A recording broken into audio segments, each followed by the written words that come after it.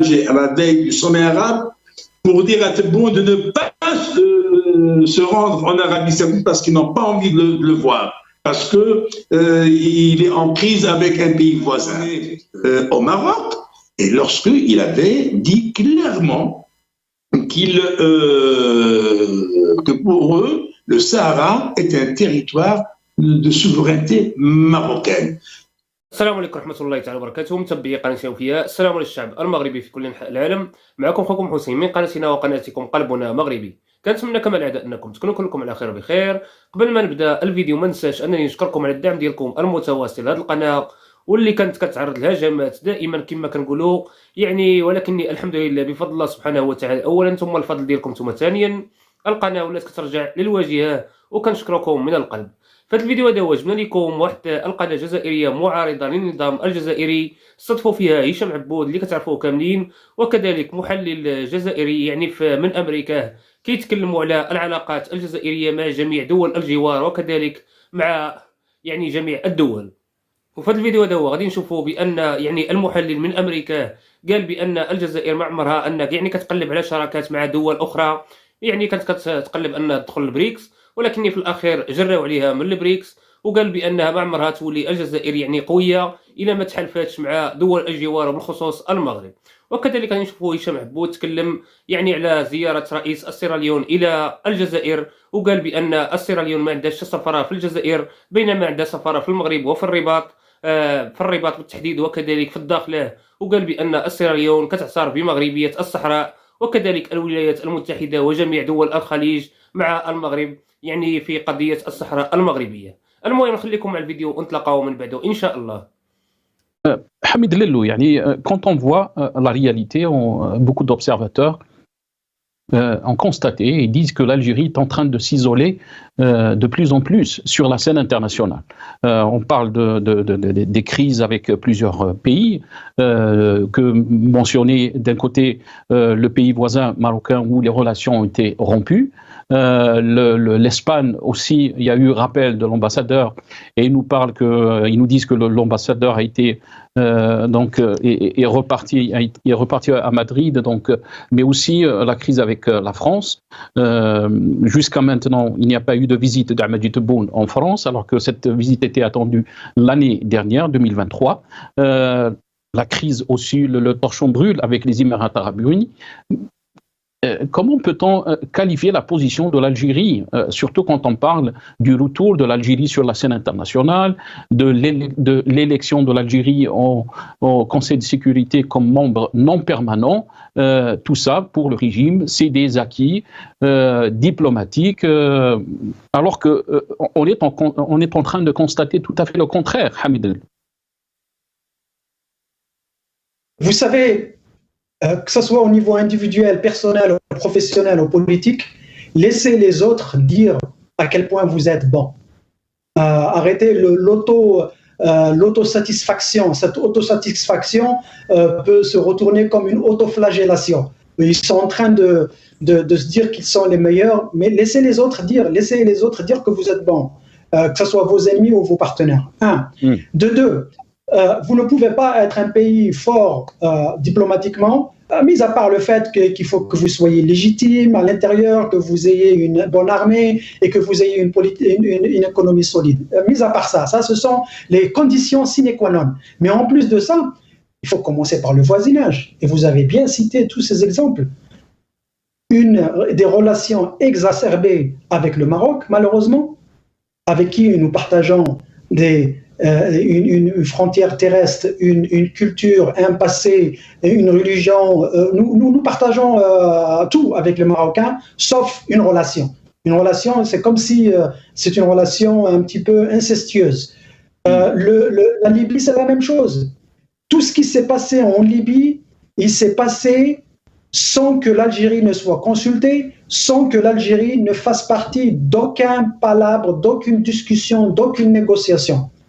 La même chose avec le Niger, la même chose avec le Mali, et des relations un peu timides avec les Mauritaniens qui sont loin, mais même avec la Tunisie. Les Tunisiens, de temps en temps, on voit qu'ils font une réaction assez abrupte parce qu'ils ne sont pas contents de la manière dont ils sont traités par le régime. Maintenant, si vous allez sur le bassin méditerranéen, vous avez bien fait de citer l'Espagne et la France. C'est des pays quand même au niveau économique de facto parce que c'est un pays gazier, donc l'Europe a besoin du gaz. L'Espagne est un partenaire très important.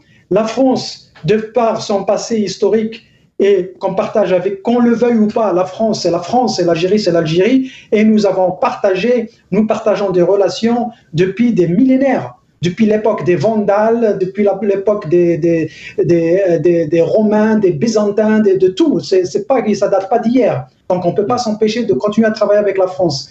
Mais il est temps justement de construire, si on était vraiment indépendant, de construire une relation de respect mutuel au lieu de courir après la France pour, par exemple, faire tout pour garder les accords de 68. Pourquoi? Moi, si je suis un pays souverain et je suis indépendant, je n'ai pas besoin des accords de 68. Je n'ai pas besoin de la France, un petit pays en superficie, pour me donner un accord privilégié en comparaison avec d'autres pays. Il faut se souvenir que l'Algérie avait fait ça parce qu'elle s'était sentie responsable à cette époque, juste après l'indépendance, pour accompagner justement, ça c'est une chose qu'il faut dire, les accords de 68, c'était pour accompagner le démarrage de l'Algérie, et de deux, pour l'intérêt de l'Algérie, et pour l'intérêt de la France, c'était un contexte où la France avait besoin de main-d'œuvre qui est pas loin, 2, main-d'œuvre formée par des Français, 3, une main-d'œuvre francophone, et 4, une main-d'œuvre pas chère.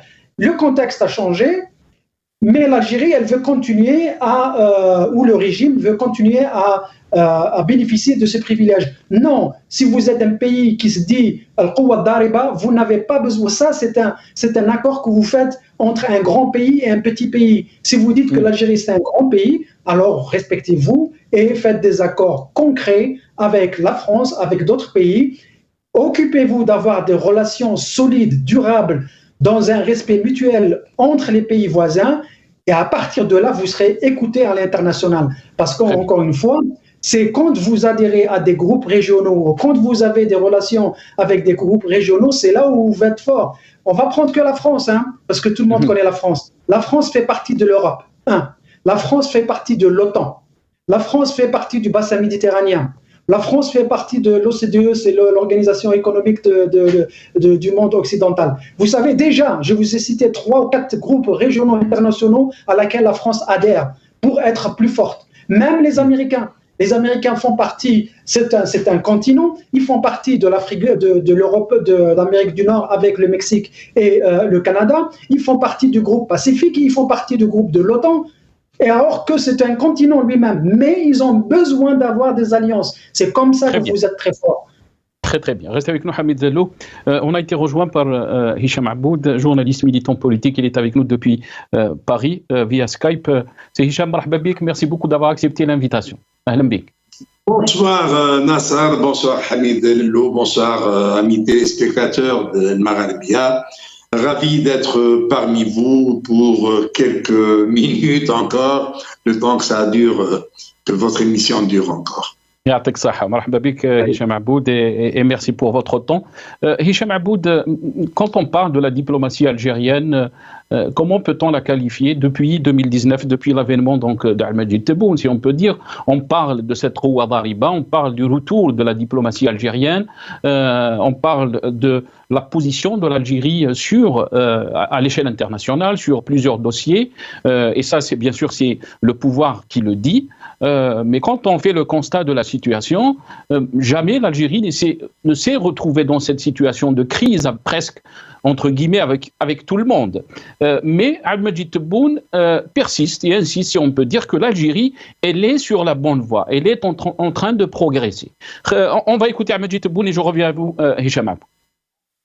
راها تتطور ما نبقاش في النماذج لما نوصف بلادي نوصفها بأوصاف بائدة أكل الدهر عليها وشرب وغسل يديه راها تتطور هشام عبود الجزائر أصبحت قوة يعني تبون est en train de dire.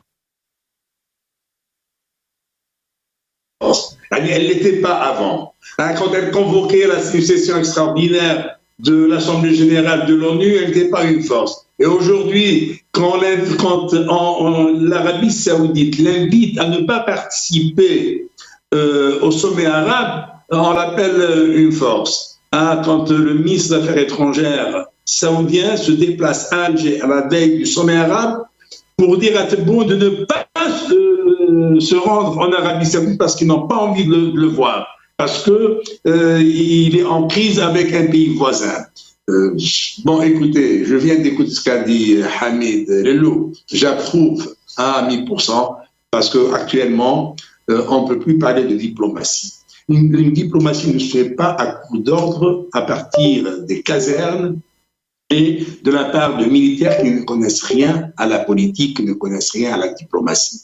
Jamais l'Algérie n'a été dans une situation aussi médiocre comme elle est aujourd'hui.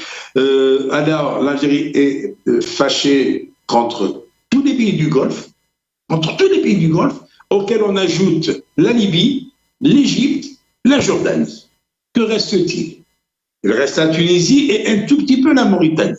Encore en Afrique, autrefois les Africains nous respectaient. Autrefois l'Algérie avait de l'influence sur l'Afrique.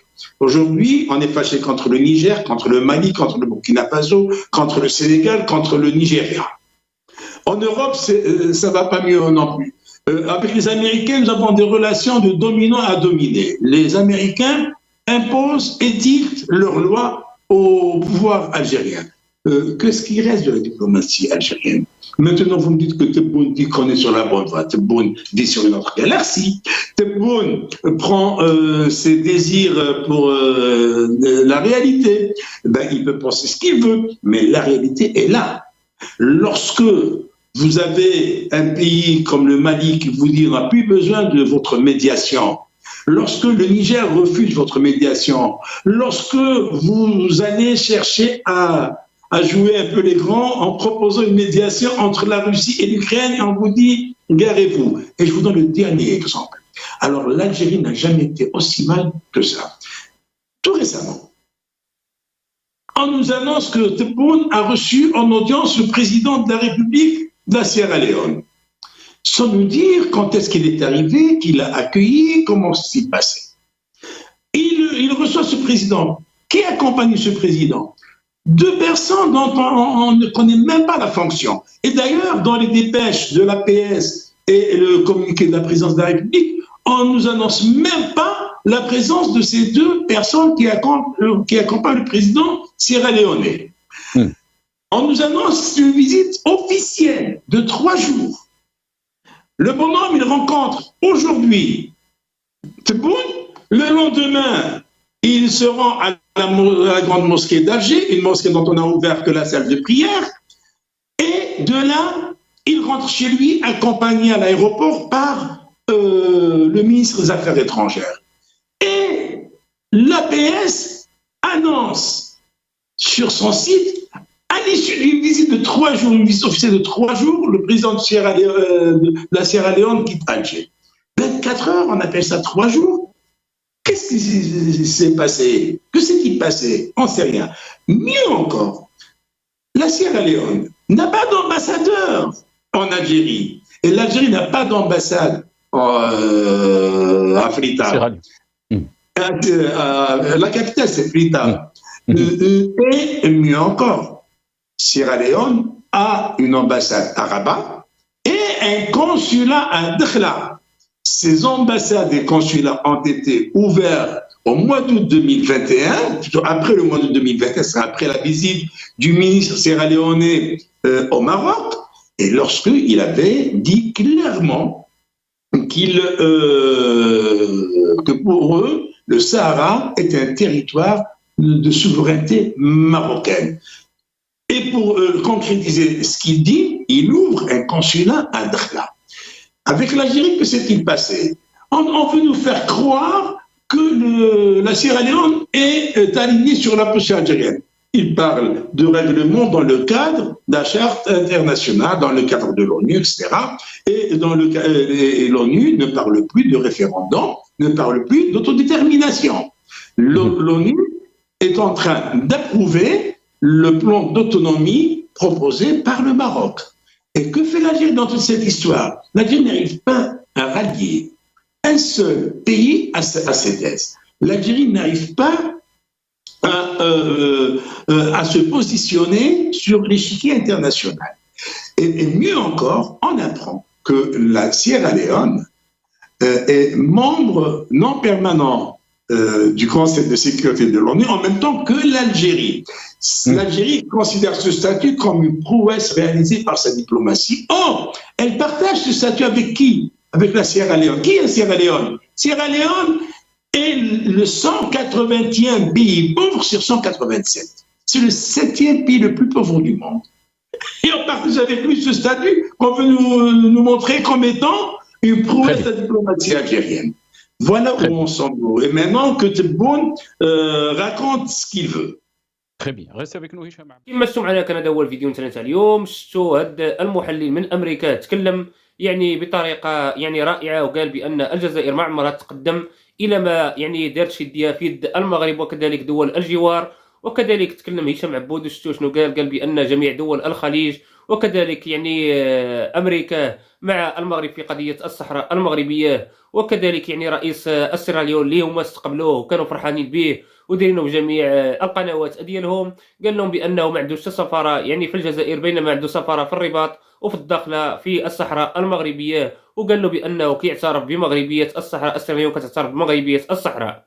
المهم ما نطولش عليكم، كنتمنى ان الفيديو يكون نال الاعجاب ديالكم، كذلك كنتمنى انكم تكونوا كلكم على خير وبخير. ما تنساوش الى عجبكم المحتوى تشتركوا في القناه وتفعلوا زر الجرس باش يوصلكم اي جديد. ما تنساوش كما العاده تخليو لنا التعليقات ديالكم على الفيديو فضلا وليس امرا. كنتمنى كذلك انكم تكونوا كلكم على خير وبخير. كنختم معكم هذا الفيديو والى اللقاء في فيديو اخر ان شاء الله، وديما مغرب.